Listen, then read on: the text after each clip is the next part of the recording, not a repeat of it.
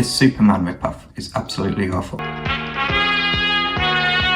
Hey everyone, I hope you're doing well. Supersonic Man is a Spanish superhero film released in 1979, just a year after the original Christopher Reeve film. Like Superman, the film follows an alien who's sent to Earth, becomes a superhero, and fights someone who's trying to take over the world. The film starts with the main character being sent to Earth to prevent humans from destroying each other with nuclear weapons. Apparently this could impact the entire galaxy, though they don't say why. For some reason, the man giving the instructions signs off with a Star Wars reference. May the force of the galaxies go with you. He then goes straight into wearing his superhero costume.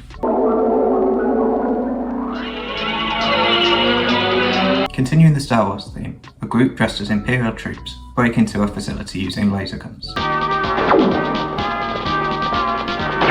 don't know why they're wearing gas masks. There's a sign warning about radiation, but a mask isn't going to help against that. Troops bring with them a 1950s style robot. One of the scientists has the quaintest reaction to seeing it. What kind of tomfoolery is this? Obviously some of the dialogue can be blamed on the English dubbing, but he's still weirdly calm. To be honest, I quite like the bad dubbing. It reminds me of the 1960s Godzilla movies. The troops leave, kidnapping the scientist and stealing some sort of silver box. Never got to see a box though. Supersonic Man sees a news report about the break-in and jumps into action, flying over New York. I was worried for a second there. Is it a bird? Is it a plane?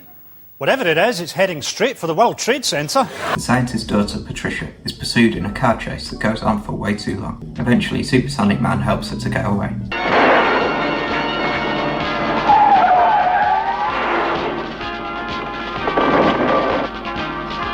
He's now changed out of the outfit for some reason, and speaks to her in his normal clothes. My car. Yes, it wasn't as lucky as you were, but with a couple of days in the shop, it'll be like new. I think he's underestimating the damage of it. 'Tis but a scratch. He then decides to gaslight Patricia into thinking that she didn't see Supersonic Man. The steamroller. He just lifted it. The steamroller? Are you joking? Are you really all right? And he suggests taking her to a restaurant. I find excitement gives me a terrible appetite. Cheer up, I'm inviting you to dinner. I don't usually eat with strangers. Stranger? I'm Paul. I'm no stranger. Gaslighting, telling her to cheer up, saying it's safe because they know each other. He's really working his way through creepy guy bingo. At the restaurant, Paul offers to help Patricia find her father. She says that another man has already offered to help for money. The next night, they go to another bar to find this man, and it immediately descends into a fight. There's still beer all over my best jacket. You no good.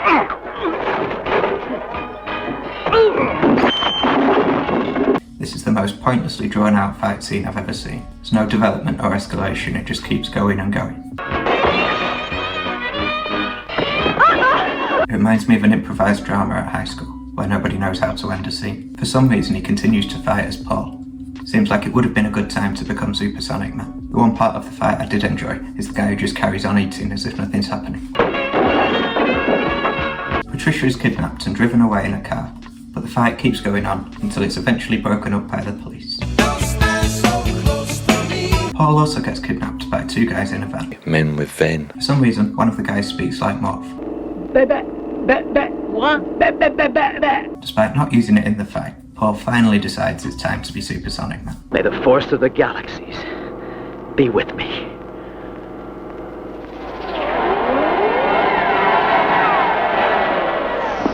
Was the back of the van just open the whole time? Supersonic Man decides to stop the van. Hey, look out, you're gonna hit him! Just a minute, I'll get him. Oh, my head.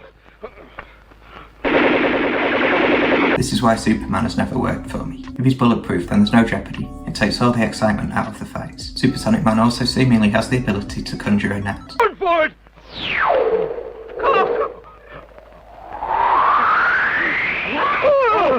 And he can make objects disappear.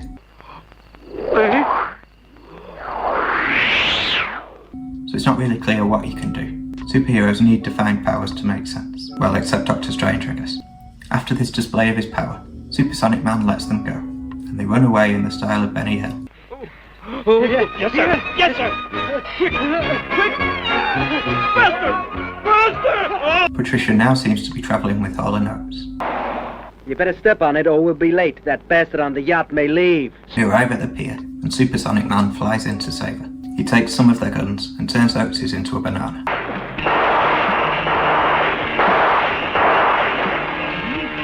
I really hope you're enjoying this video. If you are, please like, subscribe and share with your friends. Thank you. The men flee onto the yacht. Supersonic Man tries to reassure Patricia by speaking without opening his mouth. Don't be afraid. Your father will soon be free. Now you must go. Patricia meets with Paul and he continues to lie to her. How did you get away? You won't believe it, but it was the supersonic stranger. Super what? Oh, yeah, you mean your guardian angel in the red suit. That's right. The man responsible for the kidnapping sends people to find Patricia and slips in a James Bond quote. I must remind you that I will not tolerate failure. He also wants Supersonic Man found. It's elementary, my dear Peterson. It's obvious. You find her, you find him, and you destroy him. You just destroy the bulletproof magic mill. No big deal. Paul breaks into the kidnapper's warehouse and is immediately caught.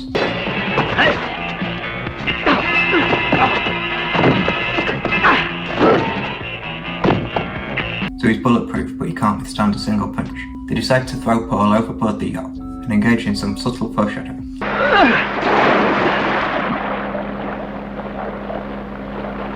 Well, he won't be bothering us anymore. Not now, he won't. From the bottom of the ocean, Paul turns into Supersonic Man. May the force of the galaxies be with you. The film has the absolute cheek to use the Superman theme.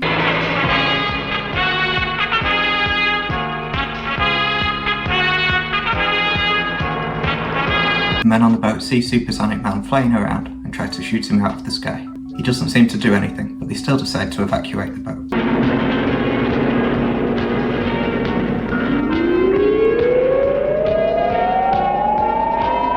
What kind of yacht has a submarine on board? Turns out they were right to evacuate. I really don't understand what happened. It doesn't seem like Supersonic Man did anything. Paul goes to see Patricia, and she seems to finally be catching on. But you two never appear at the same time. Annoyingly, she never thinks about this any further. Paul goes out to get some champagne from the car. Someone has stolen it, so he flies to a restaurant to get champagne and bring it back.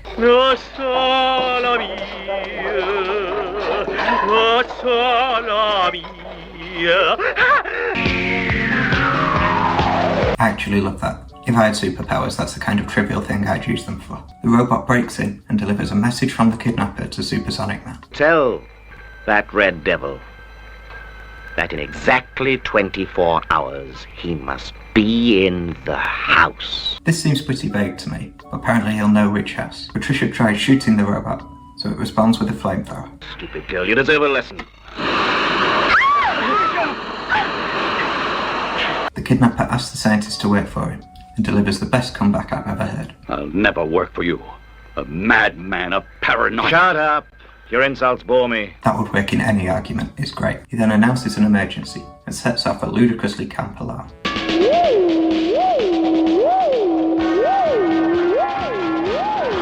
It's then revealed that they're on a submarine.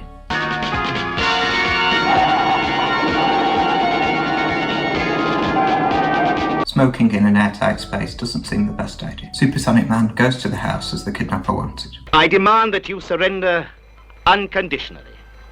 Otherwise, if you don't, Professor Morgan and his daughter will die.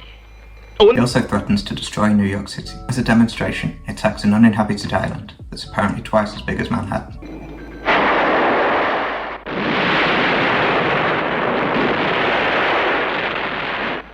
Bravo! Bravo! He's way too impressed by such a small explosion. Imagine what it'd be like watching a fireworks display. Supersonic Man arrives at the kidnapper's base, which now seems to be a cave rather than a submarine. He's subjected to various defenses. Now we'll see how he reacts to the corrosive gases.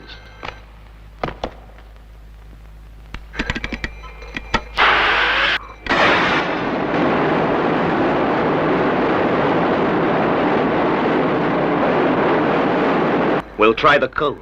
We'll see if you like the cold as much as the heat.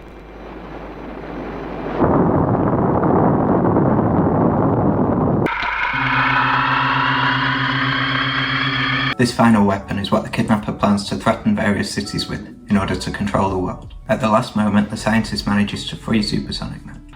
You damned maniac! But he's swiftly dealt with. Shoot him! Shoot! It's an underwhelming moment when they've spent the whole film trying to rescue him. Supersonic Man enters and the kidnapper runs away, leaving him to fight the robot. He manages to take it out just by kicking it.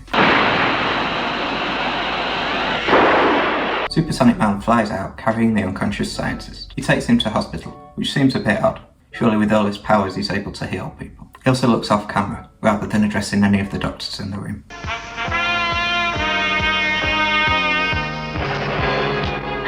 Professor Morgan, look after him.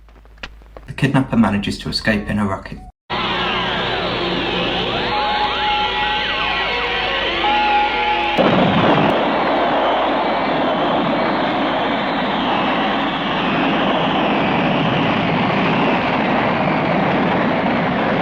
You can't introduce a rocket with less than 10 minutes of the film left. That feels like something that should be a plot element way earlier. A spaceship emerges from the end of the rocket, and Supersonic Man destroys it by flying through it.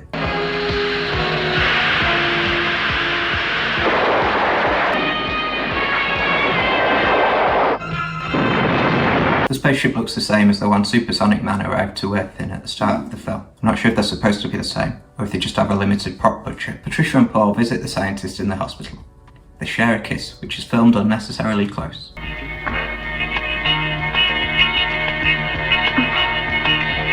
Paul gives his tracking device to the man who stole the champagne, so when the aliens return, they take him instead. Sugar! Sugar! Save me! And that's the end of Supersonic Man. Absolutely terrible film with a nonsensical plot. Supersonic Man seems more concerned with saving the girl than with trying to find her father. It's still quite fun though, and entertaining in places. It's worth a watch if you like that kind of thing. If you enjoyed this video, please feel free to subscribe so you'll see whenever I upload. You can also click on the screen to watch another of my videos right now. Thanks for watching, I'll see you next time.